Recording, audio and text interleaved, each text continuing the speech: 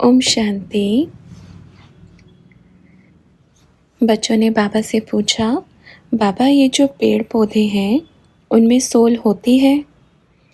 ब्रह्मा बाबा ने कहा, बिल्कुल नहीं होती। तो बच्चों ने कहा, वो भी लिविंग बीइंग तो है ना?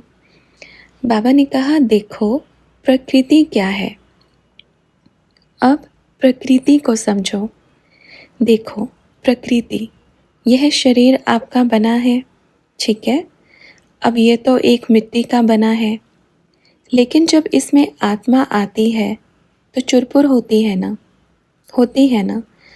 तो इसमें क्या है, इसमें ये तो नहीं कहेंगे कि इसको इधर से काटेंगे तो इसमें से खून निकलेगा।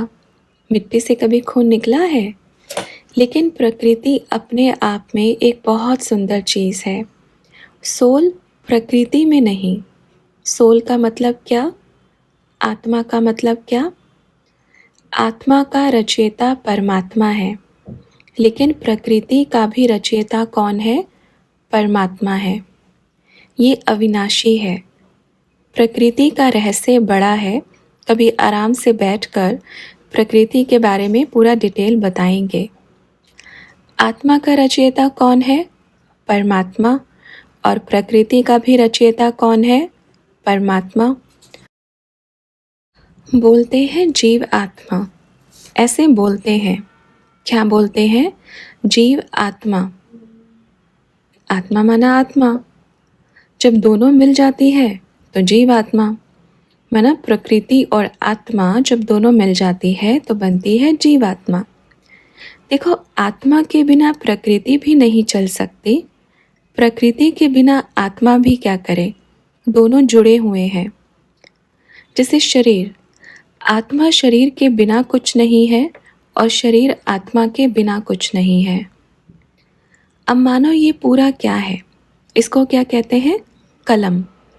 देखो, ये पूरी कलम तो अच्छी है, लेकिन इसके अंदर स्याही नहीं है तो इस कलम का क्या फ़ायदा? एक ही चीज़ नहीं है। क्या नहीं है? स्याही नहीं है। तो इस कलम का क्या करेंगे रखकर? कुछ काम आएगी ये? सिर्फ एक चीज़ नहीं है, तो जब आ जाती है तो उसका कितना महत्व होता है। तो बाबा से पूछा, बाबा पेड़ पौधे में सोल तो नहीं होती, पर उसमें महसूसता होती है ना? बाबा ने कहा, बिल्कुल। अब इसको क्या करें? जैसे ये हवा लग रही है आपको, आप इसको महसूस कर रहे हो, लेकिन बाहर की प्रकृति आपको महसूस कर रही है, क्योंकि उसको रचा किसने है?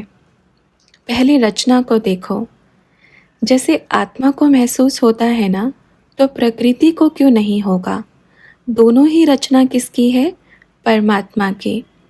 और उनका बीज कौन है? बाबा।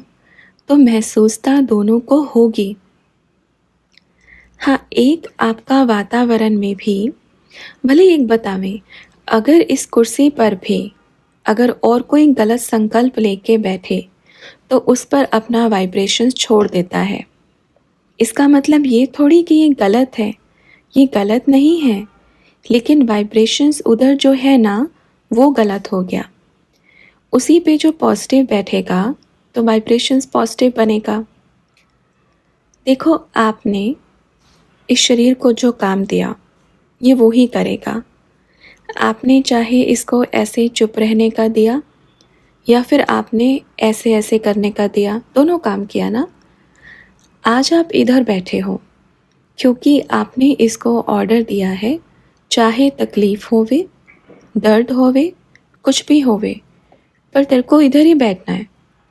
तो इसने आपका कहना माना, ऑर्डर माना, उसने कहना माना। हाँ, ऑर्डर दुख देता था। अब जब इसने सब अंतरी पंतरी मंत्री को हटा दिया तो अब ये क्या होने लगा? एकदम एक ही राजा। मैं एक ही राजा हूँ। मैं अपनी प्रकृति पर जीत पाने वाली हूँ। तो देखो आज कहाँ बैठे हैं? प्रकृति और आत्मा। तो महसूस आत्मा इस शरीर के द्वारा करती है। समझ में आया? तो फिर बाबा से पूछा, बाबा हम जो प्रकृति को साकाश देते हैं, मनसा सेवा करते हैं, जो शुभ संकल्प करते हैं, वो सारा प्रकृति कैच करती है? बाबा ने कहा बिल्कुल, जैसे एक एक उनकी प्रकृति उनको कैच कर रही थी। नेगेटिव भी कैच कर लिया, पॉजिटिव भी कर लिया, है ना? अच्छा भी कर लिया, बुरा भी कर लिया। किसने कैच किया? प्रकृति ने कैच किया। आपका गलत भी इफ़ेक्ट किया और जो आपने पावरफुल सोचा उसका भी इफ़ेक्ट हो गया। समझ में आया? एक्यूरेट समझ में आया? ऐसे ही अगर एक पौधा लगा दो, वो प्रकृति है। उसको रोज़ आप अपनी 5 मिनट बड़े प्यार से दृष्टि दो। वाइब्रेशंस अच्छा होवे तो वो हंसेगा, खिलखिला करके उठेगा, क्योंकि उसने आपकी अच्छाई को महसूस कर लिया है। तो अब क्या उस प्रकृति में महसूसता नहीं है? है। जब आपकी इसमें है, उसमें है, तो उसमें कैसे नहीं होगी? होगी ना, क्योंकि वो प्रकृति है, क्योंकि ये प्रकृति है और आप आत्मा है। आत्मा जब तक है, प्रकृति है, उसमें ताकत है, नहीं है तो कुछ नहीं है। अच्छा, ओम शांति।